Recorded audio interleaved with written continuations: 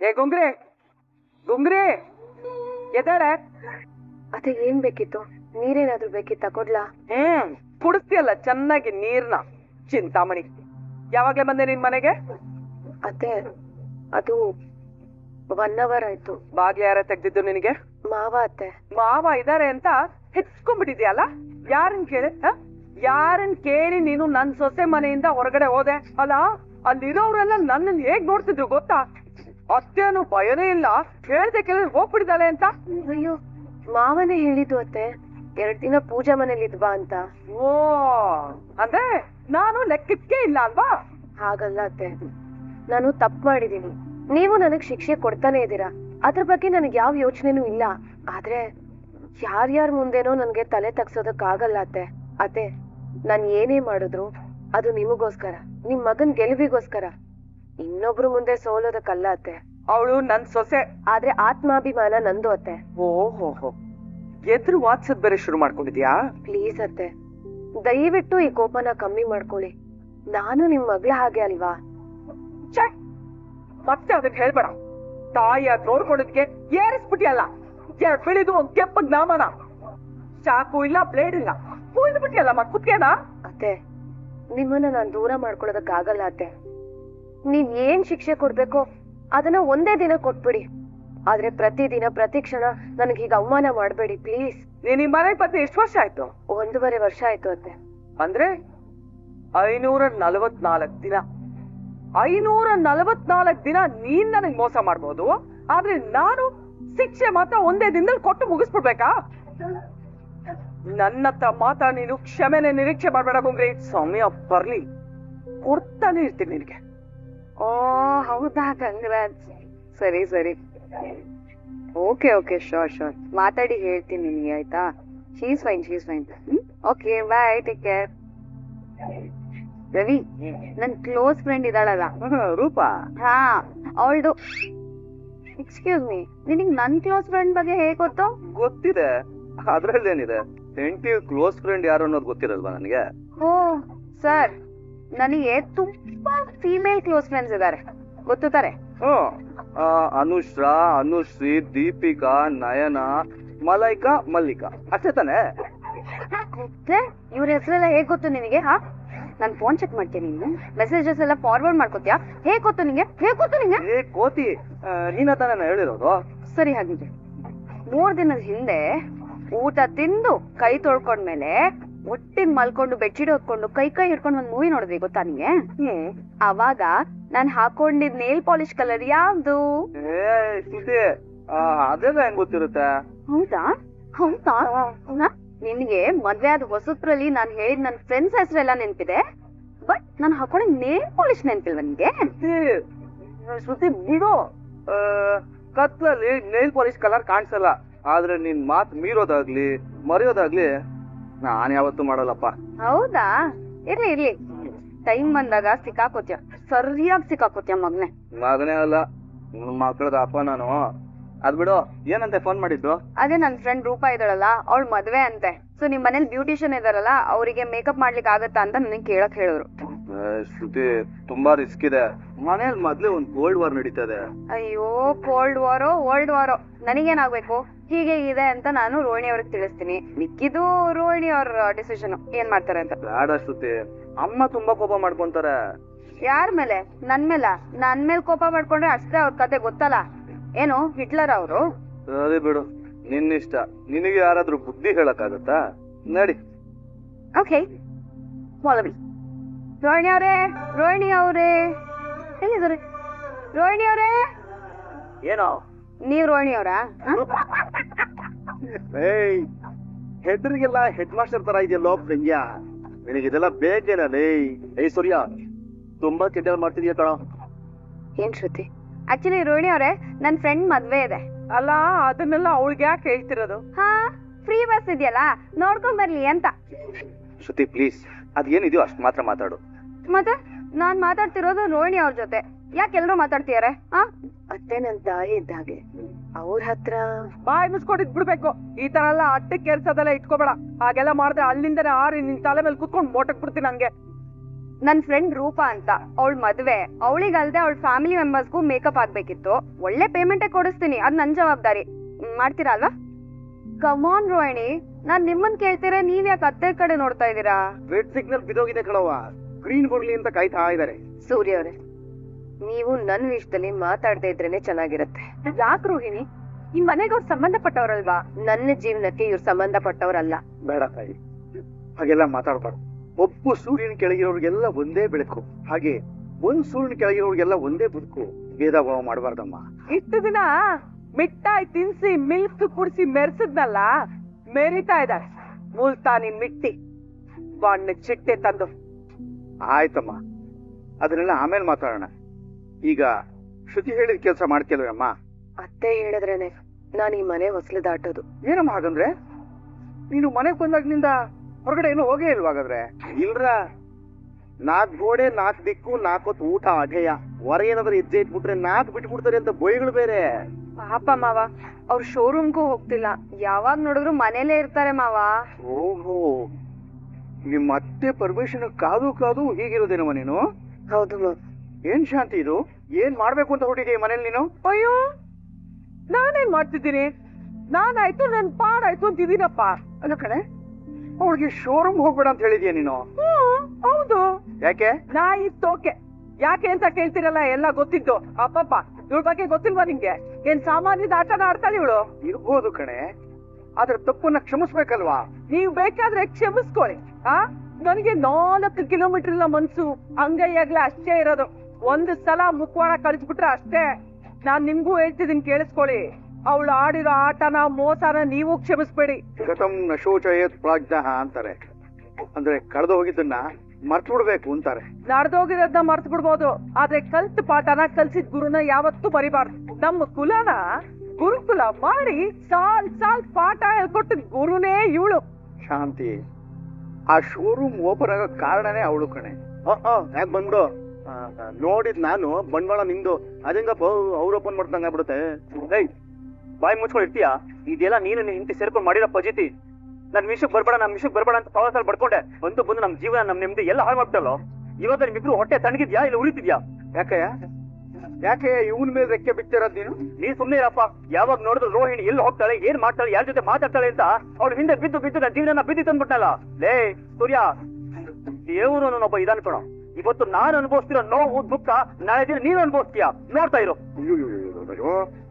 ಯಾಕೆ ಭಗವಂತ? ಯಾಕೆ?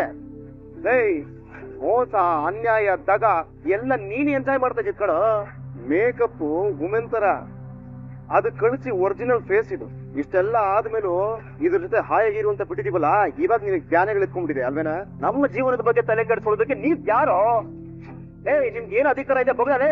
ಯಾವ ಅಧಿಕಾರದ ಮೇಲೆ ನನಗ್ ಸೇರ್ಬೇಕಾಗಿದ್ ಕಂತೆಗಳನ್ನ ತಾವು ಓಡ್ಕೊಂಡೋದ್ರು, ಅದೇ ಅಧಿಕಾರ ನಮಗೂ ಇರೋದು. ಯಾವ ಅಧಿಕಾರದ ಮೇಲೆ ಜನ್ಮ ಕೊಟ್ಟವರಿಗೆ ಮೋಸ ಮಾಡಿದ್ಯೋ ಅದೇ ಅಧಿಕಾರ ನಮಗೂ ಇರೋದು.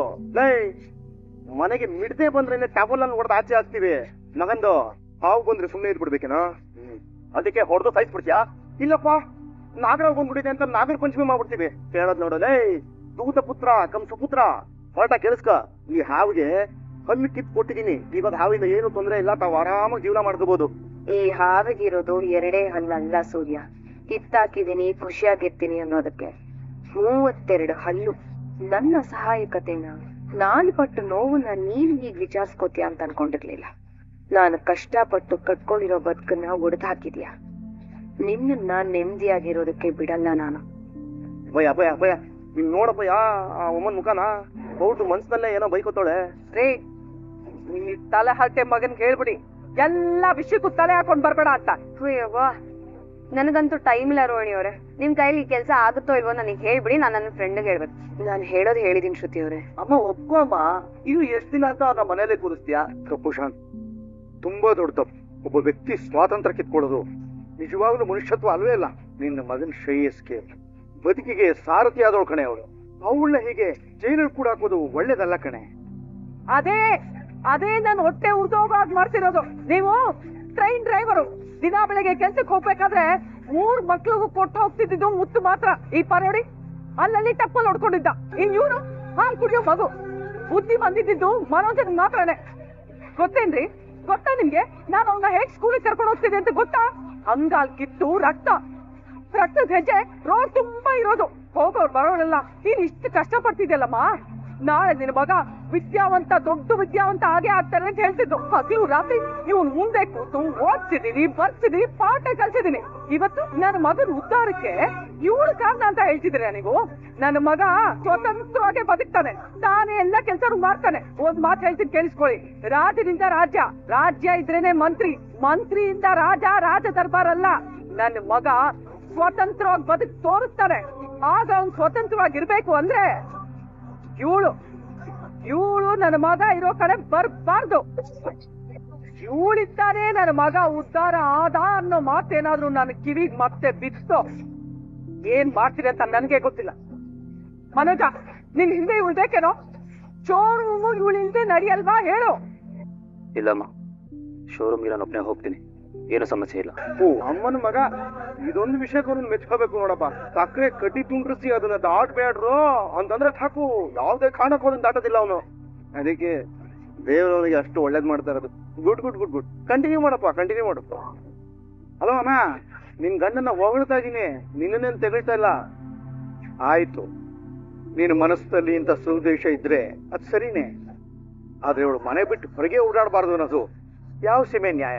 ತೊಲಗ್ಲಿ ಬಿಡಿ, ಅದೇನೋ ಮೇಕಪ್ ಟಾಪ್ ಅಪ್ಪ ಏನೋ ಮಾಡ್ತಾಳಲ್ಲ, ತೊಲಗ್ಲಿ. ನನ್ನ ಮಗ ಇರೋ ಕಡೆ ಇವಳು ಹೋಗ್ಬಾರ್ದು, ನನ್ನ ಮಗನ್ ನೆಮ್ಮದಿ ಹಾಳು ಮಾಡ್ಬಾರ್ದು ಅಷ್ಟೇ. ನೋಡೆ, ಶೋರೂಮ್ ಹೋಗ್ಬೇಡ ಅಂದೆ, ಆಯ್ತು ಬಿಡು, ಬಿಟ್ಟಾಕು. ಆದ್ರೆ ಯಾವ ಹೆಂಡತಿ ತಾನೆ ಗಂಡ ನೆಮ್ಮದಿ ಕಿತ್ಕೊಳ್ಳೋ ಕೆಲಸ ಮಾಡ್ತಾಳೆ ಹೇಳಿ? ಇವಳಿದಲ್ಲ, ಇವಳು ಮಾಡ್ತಾಳ್ರಿ, ಇವಳು ಮಾಡ್ತಾಳೆ. ಅತ್ತೆ, ಒಂದ್ ಘಟನೆಯಿಂದ ಒಂದ್ ಮನುಷ್ಯನ ವ್ಯಕ್ತಿತ್ವನ ತೂಗ್ಬಾರ್ದು.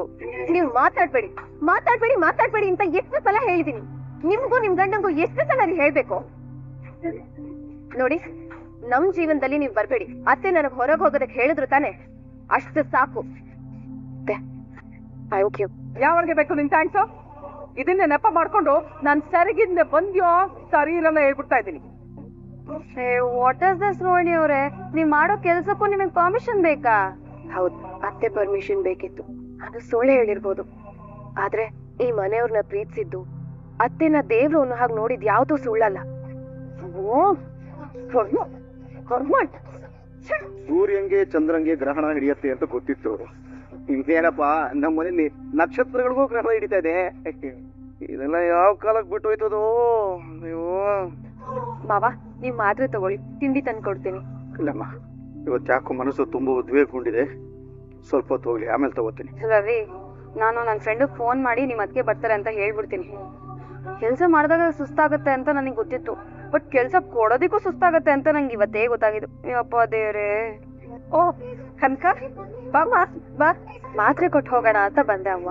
ಇನ್ನು 3 ದಿನಕ್ಕಾಗೋಷ್ಟು ಇತ್ತಲ್ಲಮ್ಮ, ನೀನ್ ಯಾಕೆ ತೊಂದ್ರೆ ತಗೋತಿದ್ಯಾ? ತೊಂದ್ರೆ ಏನಿಲ್ಲ ಅಮ್ಮ, ನಿಮ್ಮನ್ನ ನೋಡಿ ಮಾತಾಡ್ಬೇಕು ಅನ್ನಿಸ್ತು, ಹಾಗೆ ಮಾತ್ರೆ ತಗೊಂಡ್ ಬಂದೆ. ಹಲೋ ಸರ್, ಹೇಗಿದ್ದೀರಾ? ಚೆನ್ನಾಗಿದ್ದೀನಿ. ಅಮ್ಮ, ನಿನಗೇನೋ ಒಳಗಡೆ ಕೆಲ್ಸ ಅಂತ ಹೇಳ್ತಿದ್ದಲ್ಲ ಅಲ್ವಾ? ಮತ್ತೆ ಹೋಗಿದ್ದೆ ನೋಡು. ಅಮ್ಮ, ನೀವಿಲ್ಲೇ ಇರಿ, ಪರವಾಗಿಲ್ಲ. ಇಲ್ಲ, ಅಮ್ಮಂಗೆ ಕೆಲ್ಸ ಇದೆ. ಅಮ್ಮ, ನೀನ್ ಹೊರಡು. ಅಮ್ಮ, ಇಲ್ಲೇ ಇರಿ ಅಮ್ಮ, ಮಾತಾಡಕ್ ಬಂದಿದ್ದೀನಿ. ನನ್ಗಿಂತ ಕೆಲ್ಸನೇ ಮುಖ್ಯನಾ?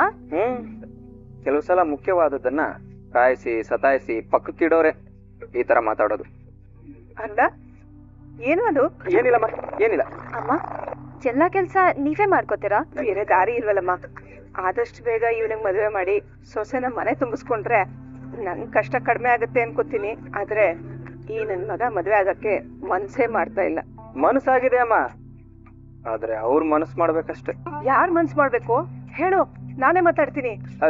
ದೇವ್ರಮ್ಮ, ದೇವ್ರ ಮನ್ಸು ಮಾಡ್ಬೇಕು. ಕಂಕಣ ಬಲ ಎಲ್ಲ ಕೂಡ್ ಬರ್ಬೇಕಲ್ವಾ? ಹೋಗಿ ಅಟ್ಲೀಸ್ಟ್ ಕಾಫಿನಾದ್ರೂ ಮಾಡ್ಕೋಬಾ. ಅದನ್ನು ನಾನೇ ಹೇಳ್ಬೇಕಾ ನಿನಗೆ?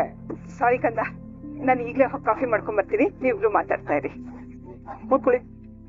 ಏನು ಅಮ್ಮಂಗ್ ತುಂಬಾನೇ ಆರ್ಡರ್ ಮಾಡ್ತಿದ್ದೀರಾ? ನಿನ್ ಜೊತೆ ಮಾತಾಡೋದಕ್ಕೆ ಅವಕಾಶ ಬೇಕಲ್ಲ? ಮಾತಾಡೋ ಅಂತದ್ದೇನಿದೆ? ಅಲ್ಲ, ನಿನಗಿದ್ ಸರಿ ಅಂತ ಅನ್ಸತ್ತಾ? ಬೈಕಲ್ಲಿ ಕೂತ್ಕೊಂಡ್ರೆ ನಾನು ಒಪ್ಕೊಂಡಾಗೆ ಅಂತ ನಾನು ಹೇಳ್ದೆ, ನೀನ್ ಒಪ್ಕೊಂಡಿದ್ದೆ ತಾನೆ, ಬಂದ್ ಕೂತ್ಕೊಂಡೆ ತಾನೆ. ಅಲ್ಲ, ಇವಾಗ ಏನು ಅಂತ? ಪ್ರೀತಿನೇ ಬೇರೆ, ಮದ್ವೆನೇ ಬೇರೆ. ಪ್ರೀತಿ ನಮ್ಮ ಮಧ್ಯ ಇರೋದು, ಆದ್ರೆ ಮದ್ವೆ ಮನೆಗಳ ಮಧ್ಯ ಇರೋದು. ನೀನ್ ಮಾತ್ರ ನಮ್ ಮನೆಗ್ ಬರ್ತಾನೆ ಇದೀಯಾ? ನನಗೂ ಒಂದ್ ಅವಕಾಶ ಕೊಡು. ತಾಂಬೂಲ ತಟ್ಟೆ ಸಮೇತ ನಿಮ್ ಮನೇಲಿ ಇರ್ತೀರಿ. ಈಗ್ಲೇ ಆ ಸೀನ್ ಎಲ್ಲ ಇಲ್ಲ, ಇನ್ನ ಟೆಸ್ಟ್ ಆಗಿದೆ, ಎಕ್ಸಾಮ್ ಏನ ಬಾಕಿ ಇದೆ. ಏನಮ್ಮ ನಿನ್ ಗೋಳು? ನಾನ್ ಕೆಟ್ಟವನು, ನಾನು ನಿನ್ನ ಚೆನ್ನಾಗಿ ನೋಡ್ಕೊಳಲ್ಲ ಅನ್ನೋ ಅನುಮಾನನ? ಅದೆಲ್ಲ ಈಗ್ಲೇ ಹೇಳಕ್ಕಾಗಲ್ಲ, ಸಮಯ ಬಂದಾಗ ಹೇಳ್ತೀನಿ. ಸರಿ, ನಾನೀಗ ಹೊರಡ್ತೇನೆ.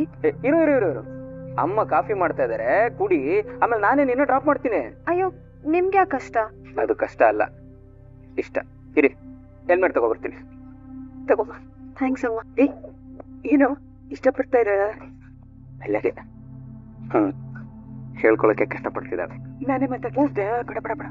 ಈ ವಿಚಾರ ನಿನಗೆ ಗೊತ್ತೇ ಇಲ್ಲ ಅನ್ನೋ ತರ ಇದೀನಿ. ಆಮೇಲೆ ನೀನ್ ನೀರಲ್ಲಿ ಕಲ್ಲಾಕಿ ಅಲೆ ಎಬ್ರಿಸ್ಬೇಡ. ಸ್ವಲ್ಪ ಸುಮ್ಮನಿರ್ತೀಯಾ? ಮೊದ್ಲೇ ಅವಳು ಎಕ್ಸಾಮು ಅದು ಇದು ಅಂತ ಏನೇನೋ ಹೇಳ್ತಾ ಇರ್ತಾಳೆ. ಆಮೇಲೆ ನನ್ನ CET ಎಂಟ್ರೆನ್ಸ್ ಎಕ್ಸಾಮ್ ಬರೆಯೋದು ಕೂರಿಸ್ತಾಳೆ. ಭಾವಿ ಪತ್ನಿ ಅಂದ್ರೆ ಇಷ್ಟೊಂದು ಭಯನಾ? ಭಯ ಅಲ್ಲಮ್ಮ, ಅದು ಕಾಲೇಜ್ ಜೋಪಾನ ಮಾಡ್ಕೋತಾ ಇದೀನಿ. ನಡ್ಸಪ್ಪ ನಡ್ಸು. ಸಪ್ತಪದಿ ತುಳಿಯೋರ್ಗೆ ನಡ್ಸು.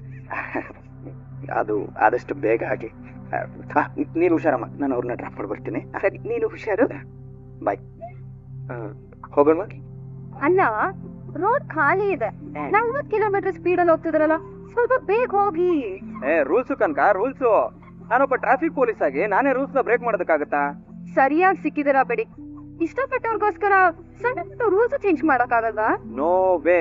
ನಾನ್ ರಿಟೈರ್ಡ್ ಆಗೋವರೆಗೂ ಸ್ಟ್ರಿಕ್ಟ್ ಆಗಿ ಸಿನ್ಸಿಯರ್ ಆಗಿರಬೇಕು ಅಂತ ಡಿಸೈಡ್ ಮಾಡಿದೀನಿ. ಸಿನ್ಸಿಯರ್ ಆಗಿರತ್ತಪ್ಪ, ತಪ್ಪೇನಿಲ್ಲ. ಆದ್ರೆ ಮನುಷ್ಯ ಯಾವಾಗ್ಲೂ ಒಂದೇ ತರ ಇರಕ್ಕಾಗಲ್ಲ ಅಲ್ವಾ?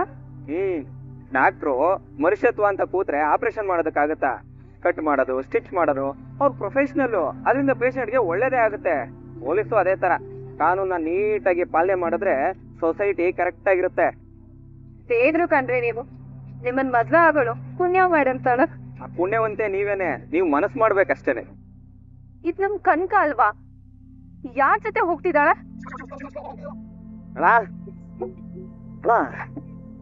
ಇನ್ನೇನಾದ್ರು ಬೇಕಾ? ಏನ್ 5 ಸ್ಟಾರ್ ಹೋಟ್ಲು ಇದು? ಮೆನು ಕಾರ್ಡ್ ಕೊಟ್ಬಿಟ್ಟು ಕೇಳೋ ಒಂಥರ ಕೇಳ್ತಾನೆ. ಚಿಪ್ಸ್ ಬಾಕ್ಸ್ ಬಿಟ್ಟು ಬೇರೆ ಏನೋ ಸಿಗುತ್ತೆ ಇಲ್ಲಿ? ಏನ್ ಬೇಡಪ್ಪ, ಸುಮ್ಮನೆ. ಏಯ್, ಹುಡುಗ ಖುಷಿ ಆಗೋನೆ, ಲವ್ ಅಲ್ಲಿ ಪಾಸ್ ಆಗಿದ್ದಾನೆ, ಅದಕ್ಕೆ ಏನೇನೋ ಕೊಡಿಸ್ತಾನೆ. ಅವ್ನು ಏನ್ ಕೊಡ್ಸಿದ್ನೋ ಅದನ್ನ ವಾಮ್ಕೊಂಡು ಎದ್ದೋಗೋದು ಬಿಟ್ಟು ಮಗಂದು ಅದ್ ಬೇಕು ಇದು ಬೇಕು ಅಂತ ಆಟ ಹಿಡಿಕೇನ ನೀನು? ಹಾಗಲ್ಲ ಸೂರ್ಯ, ಪಾರ್ಟಿ ಅಂದ್ರೆ ಒಂದ್ ಮರ್ವಾದೆ ಇದೆ. ಅದು ಬಿಟ್ಬಿಟ್ಟು ಬರೀ ಪಪ್ಸಲ್ಲೇ ಮುಗಿಸ್ತಾವ ನೀವು. ಏನು ಮರ್ಯಾದೆ ಬೇಕು ನಿನಗ? ಮದ್ವೆ ಆಗ್ಲಿ ಜಾಮೂನು ಕೊಡಿಸ್ತೀನಿ. ಹಾ, ನೀವು ಕೇಳ್ತಿರೋ ಪಾರ್ಟಿ ಯಾವ್ದು ಅಂತ ಗೊತ್ತಾಯ್ತು ಅಣ್ಣ, ಅದನ್ನು ಏರ್ಪಾಟ್ ಮಾಡ್ಬಿಡ್ತೀನಿ. ಆ ಪಾರ್ಟಿ ಎಲ್ಲ ಮದ್ವೆ ಆದ್ಮೇಲೆ ಇಟ್ಕೋಬಹುದು ಕಣಯ್ಯ. ಫಸ್ಟ್ ಮದ್ವೆ ಯಾವಾಗ ಅದನ್ನ ಹೇಳು. ಮದ್ವೆ ಮುಂಚೆ ಸ್ವಲ್ಪ ಅರೇಂಜ್ಮೆಂಟ್ಸ್ ಇದೆ. ಮದ್ವೆಗಿಂತ ಮುಂಚೆ ಇರೋದು ಎಂಗೇಜ್ಮೆಂಟ್ ಕಣೋ, ಅರೇಂಜ್ಮೆಂಟ್ ಅಲ್ಲ. ಅದಾಗಲ್ಲಣ್ಣ. ಈಗ ನಾನಿರೋದೇ ನಮ್ಮ ಅಣ್ಣನ ಮನೇಲಿ. ನನ್ ಕೆಲ್ಸ ಯಾವಾಗ ಹೊಗೆ ಹಾಕ್ಸ್ಕೊಳತ್ತೋ ಅನ್ನೋದೇ ನನಗೆ ಗೊತ್ತಿಲ್ಲ. ಕೈ ನಡಿಯುವಾಗ ಕೈ ನಡಿಯತ್ತ? ನಡಿಯೋದು ಕಾಲು ಕಣಯ್ಯ. ಓ ಅಣ್ಣ, ಅದು ಹಂಗಂದ್ರೆ ಅಯ್ಯೋ ಆಯ್ತು, ಗೊತ್ತಾದ್ರು ಮುಂದುವರ್ಸು. ಎಲ್ಲಾದ್ರೂ ಒಳ್ಳೆ ಕಡೆ ಮನೇನೋ ಫ್ಲಾಟ್ ಪರ್ಚೇಸ್ ಮಾಡ್ಬಿಟ್ರೆ ಮದ್ವೆ ಆದ್ಮೇಲೆ ಬಾಡಿಗೆನೋ ಪೊಜಿತೀನಿ ಇರಲ್ಲ ನೋಡಿ. ಫ್ಯೂಚರ್ ಪ್ಲಾನಿಂಗ್ ಕಳ್ಳಸ್ತಾನೆ. ಆಯ್ತು ಆಯ್ತು ಆಯ್ತು. ನೋಡು ಸಂತು, ಮದುವೆ ಆದ್ಮೇಲೆ ಮನೆಗೇನೆ ಮಾಡ್ಕೋಬಹುದು. ನಾನು ದೊಡ್ಡವನಾಗಿ ಪಪ್ಸ್ಗಿಂತ ನಿನಗೊಂದು ಟಿಪ್ಸ್ ಕೊಡ್ಲಾ? ಕರೆಕ್ಟಾಗಿ ಕೇಳಿಸ್ಕೊ. ಈ ಲವ್ ಅನ್ನೋದು ಪಪ್ಸ್ ಇದ್ದಂಗೆ, ಬಿಸಿ ಬಿಸಿಯಾಗಿದ್ದಾಗಲೇ ವಾಮ್ಕೊಂಡ್ಬಿಡ್ಬೇಕು. ಲೇಟ್ ಮಾಡಿ ನೋಡು, ಹೊಳಸೋಗೋದಲ್ಲ. ತಣ್ಣೀರಾದ್ರೂ ತಿನ್ನಕ್ ಬಾಯ್ ಬರೋದಿಲ್ಲ, ಹಂಗಾಗ್ಬಿಡುತ್ತೆ ಲೈಫು. ನೋಡು, ಇವಾಗ ಲವ್ ಆಗಿದ್ಯಾ, ಟಕಾರ ಅಂತ 7 ಸ್ಟೆಪ್ಸ್ ಇಟ್ಬಿಡ್ಬೇಕು, 3 ನಾಟ್ ಹಾಕ್ಬಿಡ್ಬೇಕು. ಹೆಂಗೆ? ಇಲ್ಲಣ್ಣ, ಮದ್ವೆ ಆದ್ರೆ ಮನೆ ಕಟ್ಟೋದಿರ್ಲಿ, ಒಂದ್ ರೂಮ್ನು ಕಟ್ಟಕ್ಕಾಗಲ್ಲ. ಕಮಿಟ್ಮೆಂಟ್ ಎಲ್ಲ ಆಗೋಗ್ಬಿಡ್ತಾನ. ಸರಿಯಾಗಿ ಹೇಳ್ದೆ ಕಣ. ಯಾವ್ದಾರ ನಾನು ಯೋಚನೆ ಮಾಡಿರಲಿಲ್ಲ. ಹೌದು ಕಣ, ನೀ ಏನ್ ಅನ್ಕೊಂಡಿದ್ದೆ ಅದನ್ನ ಮಾಡಪ್ಪನೆ ನೀನು. ದೊಡ್ಡವರು ಏನೋ ಮಾಡಿ ನಾವು 4 ಫೀಟ್ ದೂರದಲ್ಲಿ ನಿಂತ್ಕೊಂಡು ನೋಡ್ಕೋತೀವಿ. ಸೀತಾ ಇಲ್ಲ ತಲೆಗೆ ಹೊಡಿತಾನ. ಯಾಕೆ ಯಾಕೆ ಯಾಕೆ? ಅಲ್ಲ, ಮನೆ ಹತ್ರನೇ ಬಿಡ್ತಿದ್ದಲ್ಲ. ಅದಕ್ಕೆ ಬೇಡ ಅಂತ ಹೇಳಿದ್ದು. ಯಾರಾದ್ರೂ ನೋಡಿದ್ರೆ ಅಮ್ಮನ್ ಹೇಳ್ಬಿಡ್ತಾರೆ, ಆಮೇಲೆ ಸುಮ್ನೆ ಪ್ರಾಬ್ಲಮ್ ಆಗುತ್ತೆ. ಬರೀ ನಿಮ್ಮ ಅಮ್ಮನ ಹತ್ರ ನಾನೇ ಮಾತಾಡ್ತೀನಿ, ಅವಾಗ ಏನು ತೊಂದರೆ ಇಲ್ಲ. ಬನ್ನಿ. ಹಲೋ, ನೀವೇನ ಟೆಸ್ಟಿಂಗ್ ಮಾಡಲ್ಲಿದ್ದೀರಾ? ಕನಕ, ವಿಡಿಯೋ ಇಷ್ಟ ಆಗಿದ್ರೆ ಲೈಕ್ ಮಾಡಿ, ಸಬ್ಸ್ಕ್ರೈಬ್ ಮಾಡಿ, ಎಲ್ರಿಗೂ ಕೂಡ ಶೇರ್ ಮಾಡಿ. ವಿಡಿಯೋ ನೋಡಿದ್ದಕ್ಕಾಗಿ ಎಲ್ರಿಗೂ ಕೂಡ ಧನ್ಯವಾದಗಳು.